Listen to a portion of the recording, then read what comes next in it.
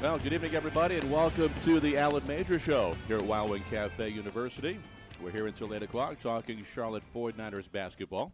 And our phone number is 704-332-0173 alongside Lanny Ford and Niner head coach Alan Major. I'm Matt Swarad, and welcome to the show. And, Coach, busy week this week. We're back at it on Wednesday, back on the road against Duquesne and trying to get things going again. I know it's going to be a good game going up there to Pittsburgh and taking on a Duquesne team that's going to be hungry.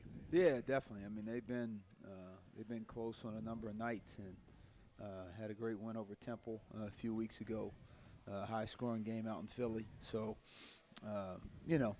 I've been so much more consumed with just making sure that we focus on playing better. And obviously, Duquesne just happens to be our next opponent, but the biggest opponent we've been facing is just getting our confidence back. That's the number one thing. So sometimes those things can be as big of an opponent as your true opponent.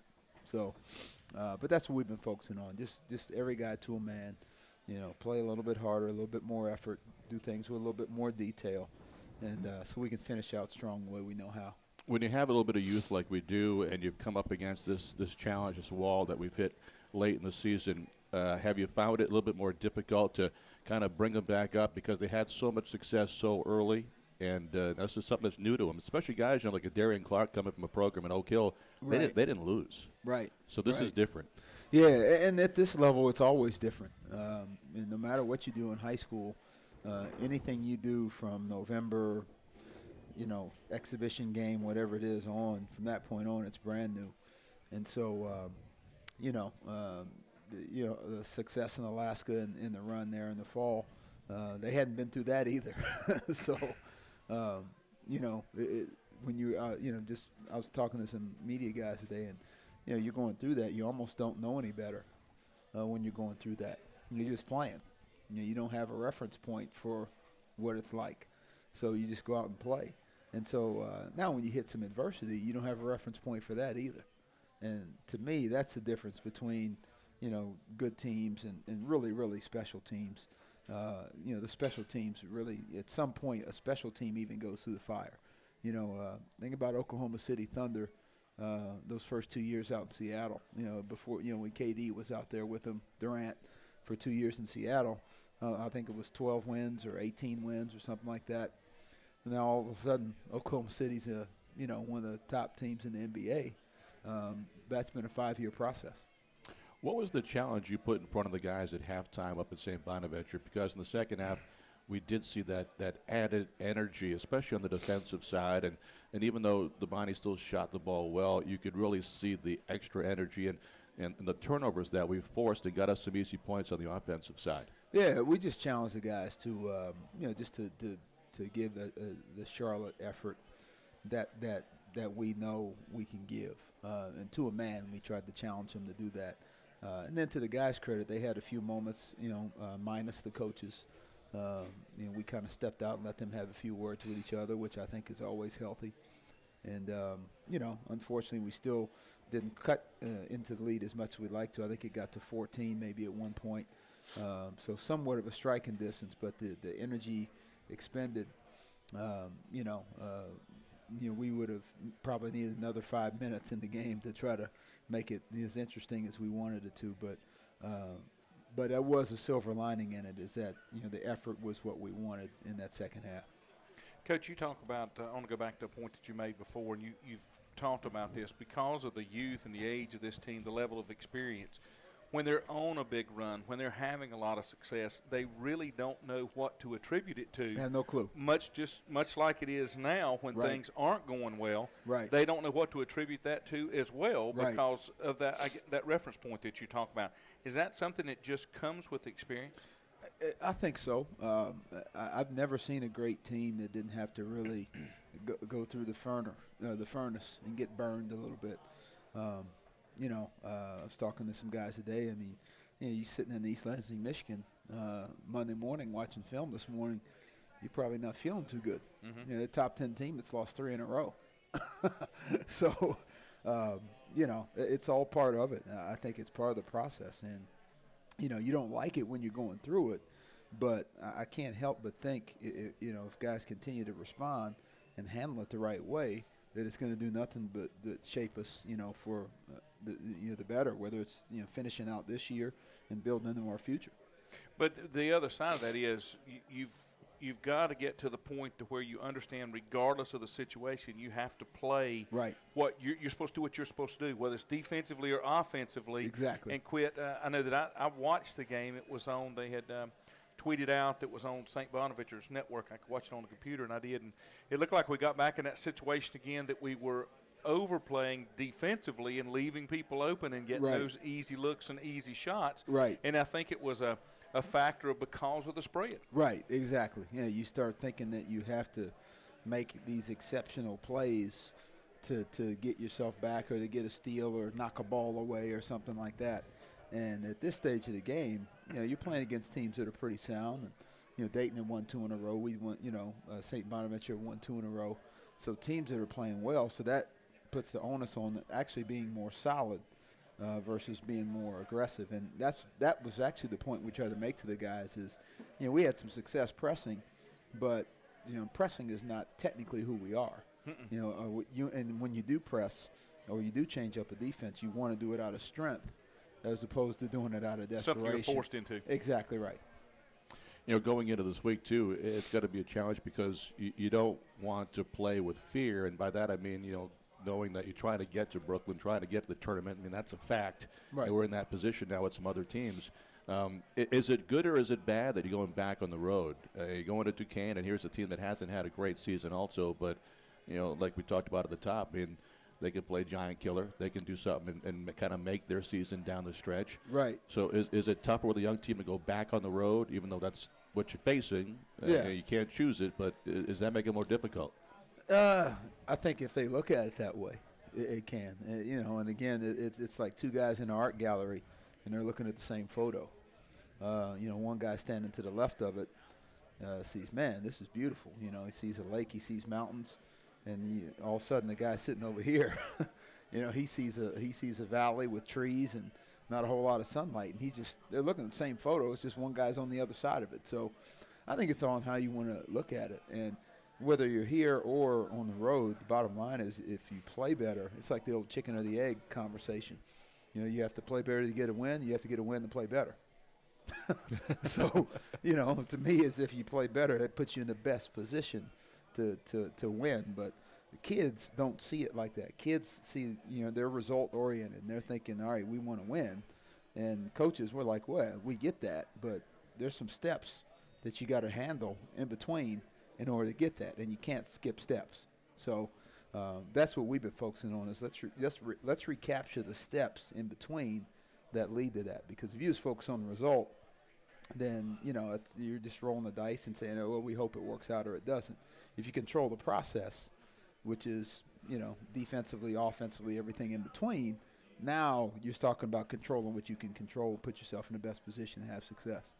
When you look at it now, it's basically come down to a mental aspect of the game. Mm-hmm. It's pretty much psychological. Right. It's, they don't have, at their age or experience level, they don't have they can't grasp the same concept that you and I can when you look at it. Mm-hmm. Of you got to do the small basic steps. They think there's something out there that they're not doing. That's right. Instead of that's too simple an answer. Yeah, you need to do something else. That's right. No, exactly. And you got to have sometimes, and I hate using the word youth because I don't ever want anybody to think, well, that's why you have a struggle.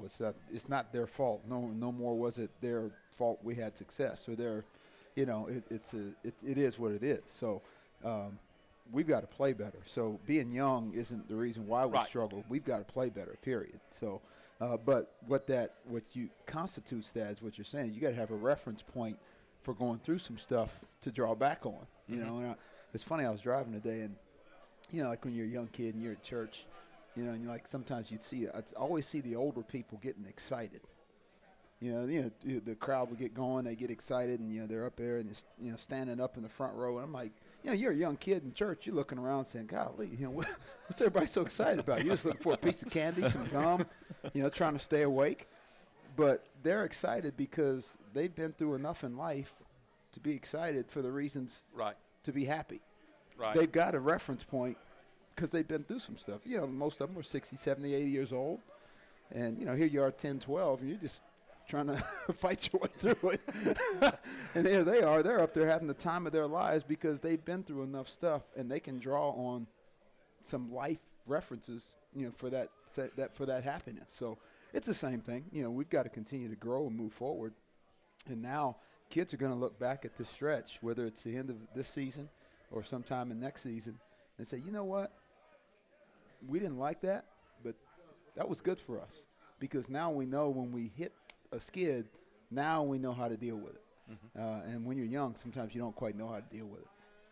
Niners have a big week going to Duquesne on Wednesday, then home to finish things up with Senior Day against St. Joe's on Saturday. This is the Allen Major Show here at Wild Wing Cafe. We're going to take a break right now. Our phone number is 704-332-0173. Back in a moment here from Wild Wing Cafe, the Allen Major Show from IMG College. Welcome back to the Allen Major Show here at Wild Wing Cafe University. And our phone number is 704-331-0173. That's 704-332-0173. Niners have Duquesne coming up on Wednesday on the road.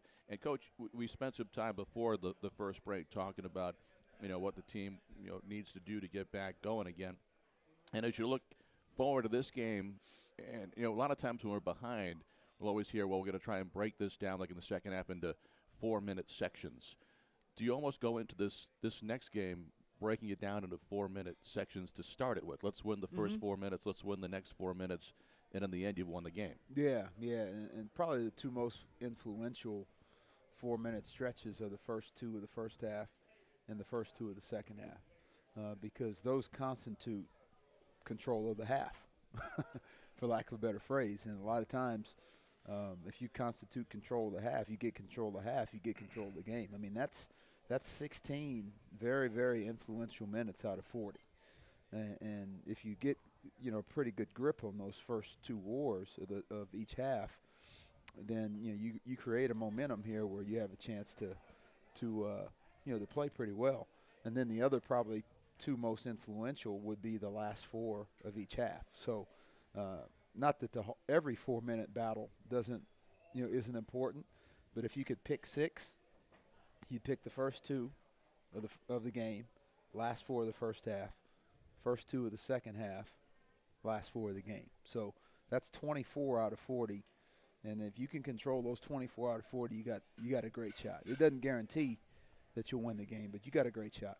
I think one of the really interesting stats that has kind of come out of the season so far, and I don't really pay a lot of attention to the numbers because sometimes they're skewed. But I've heard this Bill Parcells quote about a dozen times in different situations this last week where the numbers don't lie. Right. And we are 16-0 when we have the lead with 5 minutes to go. So to get to that point, right, and you got the lead, we've not lost it. So yeah. That's a pretty good. Yeah. That's a pretty good thought going into the game. If you can get to that point of the game with the lead, you got to feel pretty good. Yeah, which puts you. Yeah, you've probably controlled 5 of those other 6 wars in those little pockets we've talked about, and then it puts you in a position you're 1 minute away from being in that last one, and then if you can sometimes just break even in the last one, you'll be fine. You may not win the last one, but if you break even, the thing you don't want to do is in that last one, depending on your lead, have an 11-2 or 13-2 kind of barrage where they really come back and make it interesting and make the game harder than it should be. Really went to the press, trying to come back against St. Bonaventure, and it's not something we've done a lot of this year, but I thought the guys did a pretty good job with it. What do you think? No, we actually practiced it during the game, believe it or not. Not that you want to do that, but that's kind of not who we are. But, and the point we try to make to the guys is you want to do it out of strength. Whenever you change up defensively, you want to do it out of strength. You don't want to do it out of weaknesses. And unfortunately, that was a moment of weakness where we had to do it. But, again, in addition to the second half effort, a little silver lining in there was that, we got some lineups that we can do that with and maybe mix that in a little bit more based on some circumstances, in the next 2 games. Did you learn anything in that game about some players that you have right now that maybe you didn't know already? I think some guys showed some great resolve. I mean, I think it's nothing that you didn't feel like they had. I think if anything, it was I learned that we still have what we've shown, And that's probably the biggest thing. But I thought, Vic had some bright spots in the second half. I loved Ivan, what he did off the bench. You guys will visit with him in a little bit. I thought Terrence, kind of in an undersized lineup, did some good things. So, multiple guys kind of just showed some flash in a adverse situation. But, the big thing is, we just didn't want them to get so demoralized that you hang your head and quit. And, that to me, was the biggest thing we wanted to get out of that second half.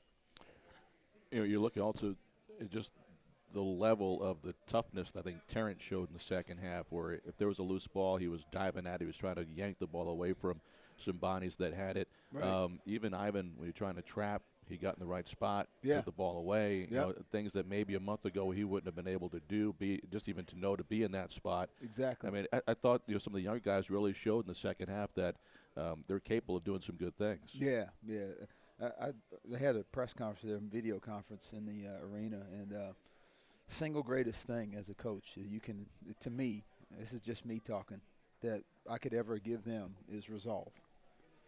Just that one word right there, because all that is learning how to fight back no matter what circumstance you face over and over and over again as many times as you need to get through the top of the next mountain.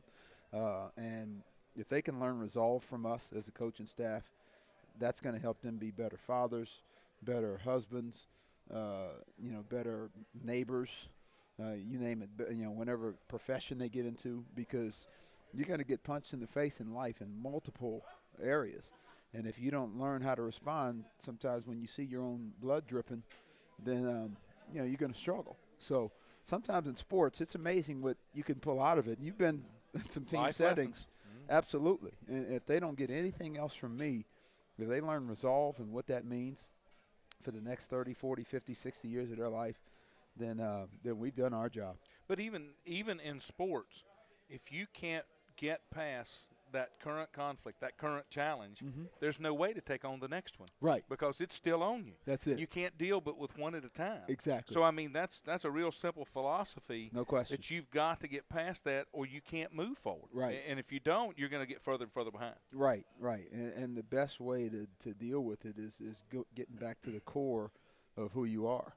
When a family goes through some struggles, what gets that family through? Then bonding together and being exactly what makes them a family to get on through the next deal. So our situation is no different. The best way for us to respond from this is to be exactly who we are, a tough-minded defensive team that hustles, gets on the floor, makes all the little, winning plays that you need to make, 50-50 balls, what have you, that uses that defense to get out and run, and then that shares the basketball offensively, plays inside out, makes the extra pass when needed, the go-to guy is the open man. So that's who we are.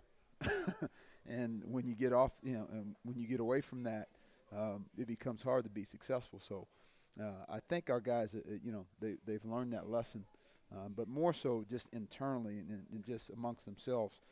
I want them to grasp that. We know it as coaches. It's more important that they know it. This is the Alan Major Show here at Wild Wing Cafe University. The phone number is 704-332-0173. That's 332-0173. We always talk about, opportunities. I know we're up against a break, so you want me to hold it, Lanny? Or want to Go ahead. You talk about opportunities, and, with the start of the conference season so well, we have a chance.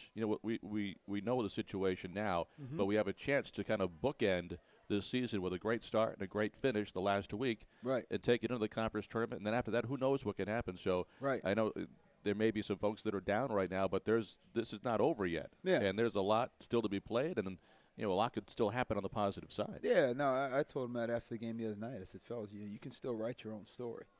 And I said the beauty of this now, speaking of life lessons, is that you start to learn who your real friends are. Probably a few fewer texts rolling in, probably a few people tweeting all the other stuff that gets out there. You start to, who really cares about you comes to the surface, all those little things. Just like life, sometimes you go through some tough times and it gets a little quiet. The phone may not ring as much.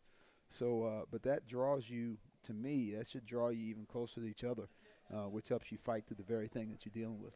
I got a feeling we got a phone call from Dave tonight. That phone might ring. We're going to take a break on the Allen Major Show here at Wild Wing Cafe. Back with a lot more. This is the Allen Major Show from IMG College. Welcome back to the Allen Major Show here at Wild Wing Cafe. The phone number is 704-332-0173. And the Niners' next game is Duquesne coming up on Wednesday. Coach, going to go to Pittsburgh to take on the Dukes. And here's the team. They've got a new head coach, too. Jim Ferry took over this year, and kind of a rebuilding situation that he kind of inherited because of the way things. They had a lot of upperclassmen in the past, and then all of a sudden Coach Everhart was not brought back. It's a tough situation coming in like that, but he's trying to do it like you did, start from scratch and build it back up. And he's got the guys, playing hard, and it's still tough to overcome some of the games they've had. They just went to Philadelphia and played a really good LaSalle team, and they had a tough night. But I know when they get back home, just like any team in the A-10, they're better at home. Right. And it's senior night for them. Yep. So there's going to be some emotion with that, too. Absolutely. So, it makes it a bit more of a challenge. But, talk about that team a little bit, the Dukes, and what we're going to face on Wednesday night. In a nutshell, brief sketch, drive and kick team tend to probably play small ball, not a ton of size. They got Andre Marhold, the kid, actually a Charlotte kid, number 0, who starts at center for him. And then their 4 men are kind of like wings, big wings, 6'7", maybe, Victor Nickerson types with probably a little bit more bulk that drive the ball and, spin moves and things of that nature. But in general, they're at their best. What makes them good is when they can score in transition, and then in the half court, if they drive and kick and start to spray the thing around. So that's kind of where they get their offensive identity from. One of the interesting things about the Dukes, you look at their record, that win is at Temple. That's a pretty good win. That's a tough place to go and win. No question. And they were able to do it. Have you had a chance to see what they did in that game? Outscored them in a sense by 1. I mean, it was very similar to our game at Temple, where both teams are probably a little bit out of character. That's probably a little bit more what Duquesne would like to do. What's funny is Temple has kind of become that. They've kind of morphed as the season goes on, because when we played Temple, they were averaging 68, 69 points a game. That's not exactly, a high-scoring deal, but they've had a stretch of games there where they were up into the 80s and they were finding a way to win them. So, but that's what happened when they won at Temple. They got going, played with great confidence, scored in transition, and got to spraying the thing around and made some shots. They're not shooting a great percentage from 3, about 33%, but they're taking a lot of them, and they're making a good number. They've made 224, so it's an average of 8 a game. So they're trying to get a lot of points from behind the 3-point line. Yeah, and then I usually try to do a little bit of math and find out how many attempts per game. I'm not quite sure what that is, but I think it's anywhere from 20 to 22 to 25 attempts a game, which that's a lot of attempts. So with teams like that, you try to err on the side of just not letting them get a 3 off, as opposed to trying to challenge the shot. One of the things we want to try to take into that game is, hey, we don't want that many attempts getting off. So if they average 25 attempts a game, then we'd like to cut that to 17, 15. Our first phone call tonight, Tommy from Bessemer City is on the line. Tommy, welcome back to the Allen Major Show. Yeah, it's good to be back, and just wanted to call and let the coach know and let y'all know that I certainly won't desert the team. I've been a fan since the early 1970s, so I've seen the good years of 1977, and I've seen some really, really bad years. So I'll always be a 49ers team, and I missed the first half of the game Saturday. And good. I'm glad you did. Yeah. Well, when I turned I was actually watching the Duke-Miami game, and then I turned the radio on to catch the second half of the UNCC game, and I think it was 51-29 or something like that, and I said, "Holy crap!" Yeah, so did I. Yeah, but it was good to. I think his name is Vinkovic or Ivan. Yes. Ivan. Yeah, it was good to see him in there hitting some threes, and I'd like to see him continue to get some minutes to where he can get his shot. And yeah, Ivan must have called you to have you tell me that because he's on the show tonight. So. Oh, is he? Yeah, you guys teamed up here. You got a little association going on. Okay. Okay, well, he did a good job, and He did. It's good to see him in there and get some three-pointers down. So Yeah, no, I'm proud of his effort, and I think Mike Thorne has slowly been coming along too. And those two, when we had our recent kind of roster adjustments, we've had to throw those guys in and insert them into the lineup and have more of a role. So the best way for those guys to catch up to some of the other guys is to keep throwing them out there. So that's what we're going to do. that's the only way they'll learn. It is. The game's the best teacher. Absolutely. Yep, and it's just a tough time to lose Mayfield and J.T. Thompson. It's a tough time of the year to lose those two guys. So Yeah. Well, the kids are going to keep fighting, and I want to thank you because you've been fighting for the 49ers for years. So if our guys fight as hard as you've been fighting as long as you have, then we'll be fine. So we appreciate you, man. it'll be fine. Good luck Wednesday night. You play? Yes, sir. Okay. Yep, I'll be on the radio. All right, buddy. Thank you. Thank you. All right, Tommy, thank you very much. Our phone number is 704-332-0173. We're up against that next break, and Ivan Benkovic is our guest tonight, brought to us by Ortho Carolina. He's going to slide in here and talk to us next. So we're back in a moment here at Wild Wing Cafe, the Allen Major Show from IMG College. Welcome back to the Allen Major Show here at Wild Wing Cafe. Coach getting the chair all set for Ivan Benkovic, Niner freshman from Croatia, joining us here tonight. Second time on the show in his rookie season. This might be a new record for a Niner freshman, joining us twice in the same year. That says you had a pretty good game the other night, Ivan. Yeah. How you doing? I'm good. How are you? I'm good. Maybe put that a little bit closer to your mouth so you can get picked up better. Show off your English. Which is pretty good.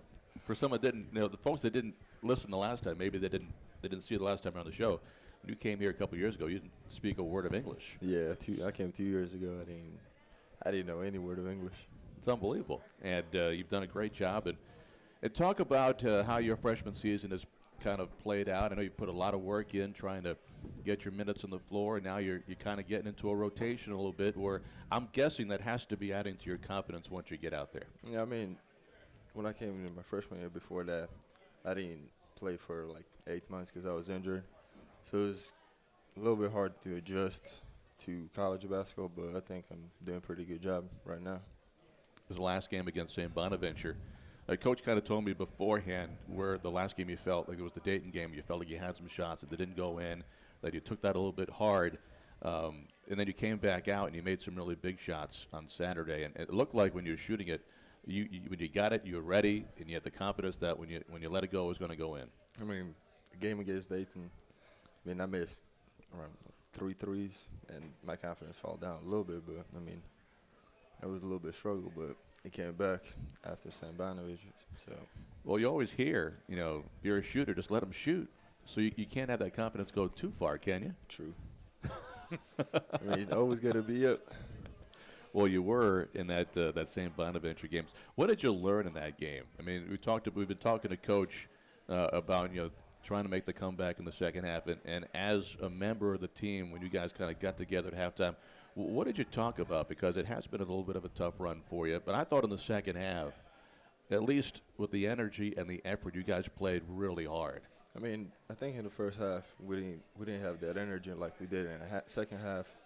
So I think just when we start a game, we got to have that energy to start playing at the end and be who we are, because we're known as a defensive team, and from defense, everything goes on. When I watch you, especially at home where I can see you live, you like to get a little rough out there. You don't mind getting a little physical, especially if you're on defense, because I watch you and I watch some of the kind of shots that you take, and then you'll get a ref that'll want to whisper in your ear a little bit, but you understand that it's a physical game and you have to play that way. Yes, sir. It's always going to be a physical game. It's always going to be. How about, to his point a little bit, we've seen you, most of the time anyway, when you're shooting from behind the arc.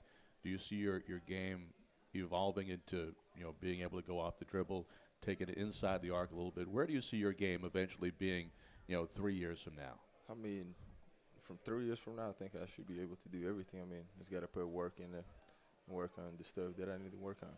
Have you always been someone that's been from behind the arc, or when you were playing back in Croatia when you were younger, was there more, were you doing more things? I was more, but like I said, my injury, when I got injured, I was out for like almost 8 months, so they kind of set me back for a little bit. Now, one of the things over here, you've had Ilya Ivankovic with you, and of course he's from Which is Croatia scary as in well. itself. I mean, Yeah. You guys are inseparable. So are you going to go through withdrawal? He's a senior night coming up on Sunday. Are you going to go into withdrawal when he's not around because you guys are attached at the hip? I mean, it is what it is. Life goes on. What have you learned from him? I mean, he's a funny guy. He's always funny.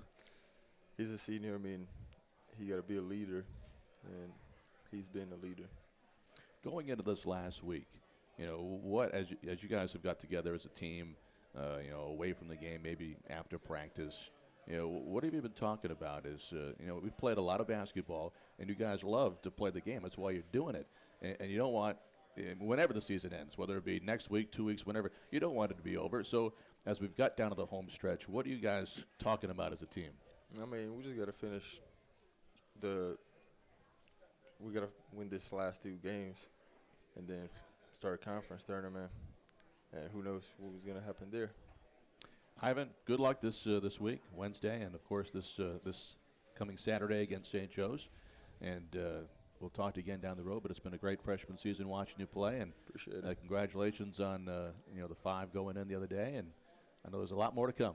Appreciate it. Ivan Bankovic been our guest, Niner freshman out of Croatia. Had 15 points, a new season high for Ivan in the last game against St. Bonaventure. Niners taking on Duquesne on Wednesday night. We'll talk with Niner head coach Alan Major when we come back. This is the Alan Major Show from IMG College. Welcome back. You're listening to the Alan Major Show here at Wild Wing Cafe University. Got about 18 more minutes of the show. Our phone number is 704-332-0173. We'd love to hear from you tonight, 704-332-0173. Coach, before the next show, we have senior night, which is going to be this coming weekend, this coming Saturday night at 7 o'clock. And you got some seniors in this team, and also I think maybe a manager that qualifies in this group. And, senior night's always special. Yep. And, one thing about Chris Braswell, who's played, 4 years now with Colby Lewis, been there 4 years. Chris, I believe, now is 18 rebounds away from number 5 all time in school history. Wow. So, people don't remember number 6. But when you're talking about top list, they remember the top 5. Wow. So he has a chance to do something that there's been a lot of players that have been here at UNC Charlotte that have not done. Yeah. So that might be a motivating factor there for Chris, but it's also something that shows what kind of a career he's had to have, he's closing in on 850 rebounds for 4 years. Yeah, no, that's tremendous. He's going to go down one of the best players to ever be here. And, I'll give him a lot of credit because, we've talked about this before. I know he started the year not in the lineup, and, we kind of moved him in, and we kind of readjusted. And, as a coach, you have to kind of follow your gut, follow your heart, do what you think's best at the particular times that you do it.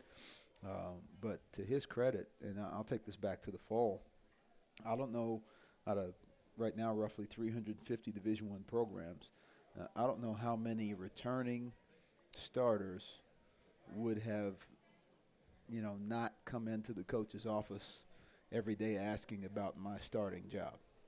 Not one time did he ever do that in that stretch, leading up to, I can't remember what game we put him back in the lineup, but that just goes to show you. I mean, for a kid to handle it that way, it's pretty impressive because a lot of guys, especially when you've done it for 3 years, there tends to be some entitlement involved, where you feel like, oh, wait a minute, that's my spot. Well, number one, the spots are mine. The scholarship money's Charlotte's. The minutes are mine. It's a privilege and it's not a right. So let's get that out of the way.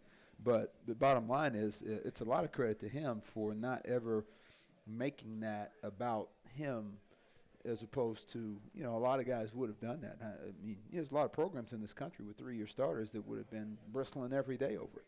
Mm-hmm. Colby Lewis, been here 4 years, and he wants to be a coach. I believe he's going to be a GA maybe I'm next trying year. to talk him out of it every day as best I can, but God bless him. He's just hoping he can get in there with the scrimmages. No, that's That'll be right. Colby. He's going He just wants to scrimmage. He's going to get all the shots back Yeah. that I've probably taken away from him here, the last couple of years. But no, he's got a mind for it. One of the best. I got to catch myself here because it can get emotional when you start talking about these guys. But probably one of the best teammates I've ever been around. This is year 22 for me, and I'm going to tell you, he's gold. If you could put the word teammate in the dictionary and have a pitcher in there, you're gonna get a fight from me if Colby Lewis's pitcher isn't in there, because he is unbelievable every day. He's gonna be a millionaire. I keep teasing him, when I get out of coaching, will you hire me? You know, so he's already in the MBA program right now at school, and you know what's really missing. You talk about just leadership. I saw it the other day. I've seen it numerous times where he's got his arm around one of the younger players, and he's trying to get him back into focus, whatever the situation is. Unbelievable. It's not about him. And he loves being part of the program, and he's soaked all this stuff up for 4 years, and it's going to make him a good coach. I'm telling you, I'm going to do everything I can to find a situation for him, where he can be around, because even if he doesn't take a shot in any of those open gyms or scrimmages or whatever he's allowed to be a part of, just his presence, because and literally he's humble and he's a giver, and when you have those two things together, I mean, that's a pretty powerful combination, because usually somebody gives, but they want something in return, or maybe they don't, or they're humble, but it's an act. Yeah. You know what I mean? He is humble and it's real, and he's a giver and he doesn't want a thing in return. So I'm going to do everything I can to keep him around. I think another guy that's probably, we're going to meet him in 15 years. He's going to be a millionaire, maybe have a wing named after him at the new over the arena, is Lamar Bradbury. I mean, this guy works hard, and he's not afraid to go out there and just put the hard work in. And I remember last summer he was looking for an internship. He approached the baseball team, and he was really impressive when folks talked to him. And I think he's got a really bright future. Well, a lot of people don't know this. He found one after meeting with you guys. He found an internship with Target, doing a management deal where he basically would shadow around a store manager every single day for 6 straight weeks. They gave him almost $18 an hour. Sorry, Lamar, to put your internship salary out in the world, but it was almost like a job. Yeah. It was beyond an internship, because usually internships you don't get paid. Yeah. So, now he's got a job with Target waiting for him after he graduates. He ended up being the number one intern in the region. So, great kid, unselfish. Again, very similar, cut out of the mold of Colby. So, I got 2 guys who will hire me at some point, when I'm old and, creaky and rolling around. I'm already old. I'm just not creaky yet. But those 2 guys, they better let me be a custodian or something in their corporation. And the fourth one, Ilya Ivankovic. Of course, there's J.T. Thompson, too, but he's already graduated. And, Ilya, I know, is going to be there this weekend. Mm-hmm. Yeah, and another business guy, international business / political science. So he wants to more take his degree and use it, in terms of having an influence back home. He's a guy that's probably still got a chance to go play for a couple years and do that. His dad actually works in the Ministry of Tourism back in Croatia. Ilya's from Split, Croatia. And he keeps telling me it's this beautiful country. I don't have an accent, but, Coach, you have to visit. You have to visit, So he keeps saying that over and over. Was that good, Ivan? Yeah. Ivan's happy. He's got some Zagreb in him. That's the hood over there in Croatia. No, I'm just kidding. But now Ilya wants to go back and use his degree, back home and have some influence in terms of what he wants to do. So really proud of those guys. It's been a joy, being their coach, and I just hope they've enjoyed every minute of their experience.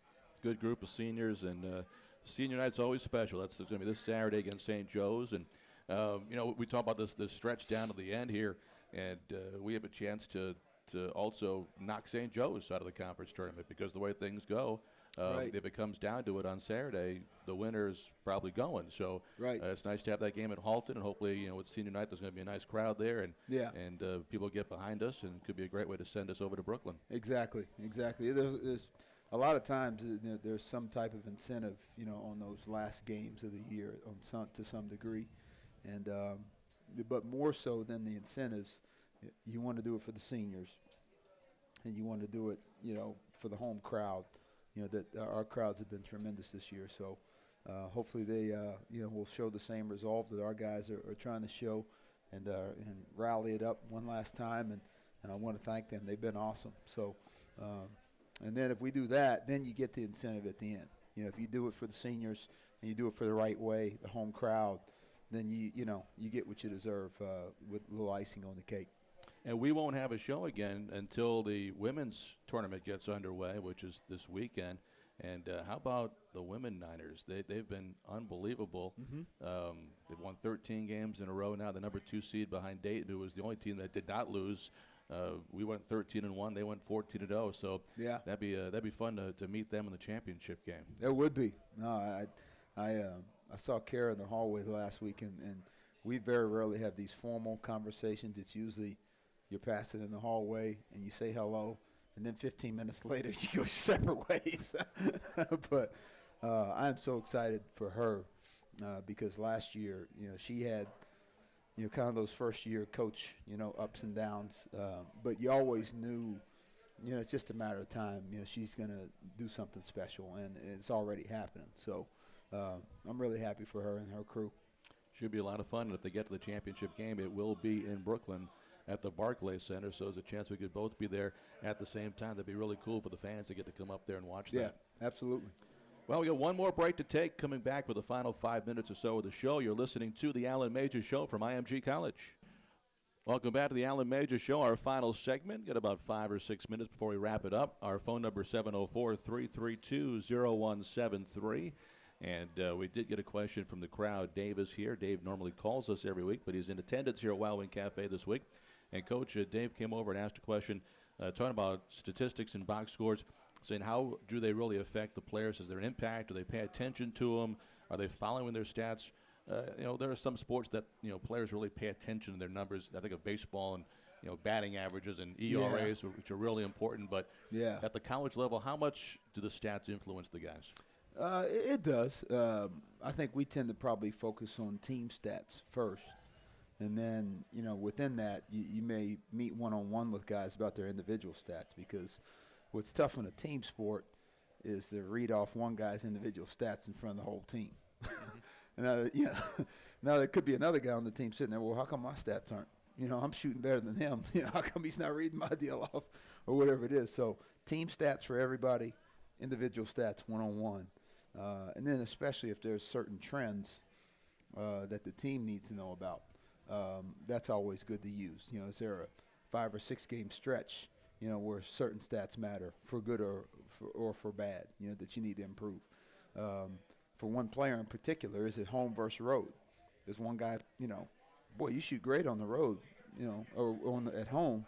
And what happens on the road? You shoot 46% from the field at home. You're 32% on the road. Are you rushed on the road? Are you a little nervous? Are you taking different shots? So there's always something. And numbers are great because, again, they numbers and film. Don't lie. Absolutely not. They never have, never will. So I think, especially used within the proper context, it could be advantageous for both the team and the individual based on certain times of the year. One stat that is really interesting and amazing, really, is Perrier Henry, who has right now 78 steals. So if he, the next couple of games, has games like he has had all year long, very realistic shot of reaching 85 before the conference tournament. That's a great season. That has him in the top 8 in the country of individual players averaging steals per game. Do you envision, as he's got 2 more years here, maybe get to that 100 number? That's a pretty unbelievable number. When you're looking at 85, if someone could play a 30-game college basketball season and get 100 steals, that's getting it done. That's 3 a game. Yeah, 3 a game that's a magical level. That's almost like a guy that averaged 3 offensive rebounds a game. We've always said in coaching, like, that's a magic number for a guy that can get 3 offensive rebounds a game. I mean, that's an absolutely relentless, back climbing, glass cleaning dude right there that can do that. So I'll tell you one thing, knowing him, I'm not going to put it past him. So I'm not going to sit here and say that he won't, because he's the type of dude that just when you say he won't, then that 2 days later he'll go out and show you that he will. So he just might. Another interesting number. Willie Clayton on rebounding has 90 offensive rebounds and 90 defense, exactly 90 and 90. Wow. When you talk about Willie, we've mentioned his foot, and he is playing through some things with his foot, able to play through it. But how much do you think that's really affected him? It's more affected him probably in practice. There's certain guys that can maybe not have go at the same pace in practice and then go out and play in a game and still, just keep on trucking. Willie is not one of those guys, and I don't mean that in a bad way. I mean that it's actually a compliment. His whole game is based on energy, and Willie is a guy that wants to flip the switch on, and he is not flipping that switch off until he's finished showering after practice, and he's on his way home. So what this foot is it's a tender area, and it's limited him in practice where certain reps he can be in there, then he's got to okay, let's hold him out. He can't do this. Very physical thing here. Let's hold him out on that. Well, that's not him. Willie, from the moment practice starts, again, to the end, he wants to just blast on through. And when he's not allowed to do that, you're chopping one leg out from under his game. So today he was able, thankfully, to go through 90% of the reps and did well. So he says it's not hurting as much. And he's a guy that plays on emotion. I mean, you can absolutely. When he's going, there's no place he'd rather be than on a basketball floor. Yeah. But you can sometimes sense when he's not quite right, it affects him on the floor. It is. It's like asking a sprinter, well, run the first 40 yards as fast as you can, then the middle 20. Once you back down to about 3/4 as fast as you can run, and then the last 40, go ahead and sprint it out. Well, mentally, he's a sprinter in terms of his game. And so, you ask the sprinter to change speeds. You're asking him to be somebody who's not. That 800 guy or 1,600 guy, that's a little different. So, well, we're a glass half full kind of group up here, so we're going to be back next week to get ready for the conference tournament, which will be next week in Brooklyn. This week, Duquesne on Wednesday and St. Joe's on Saturday. Coach, best of luck, and we'll see you before the game on Wednesday night. All right, fellas. Thank you. Allen Major Show is brought to you by IMG College. For Matt Squarad, Coach Allen Major, I'm Lanny Ford. Have a great evening, everybody, and join us again. 6:30 airtime, 7 o'clock tip Wednesday night against Duquesne. Have a good night, everybody.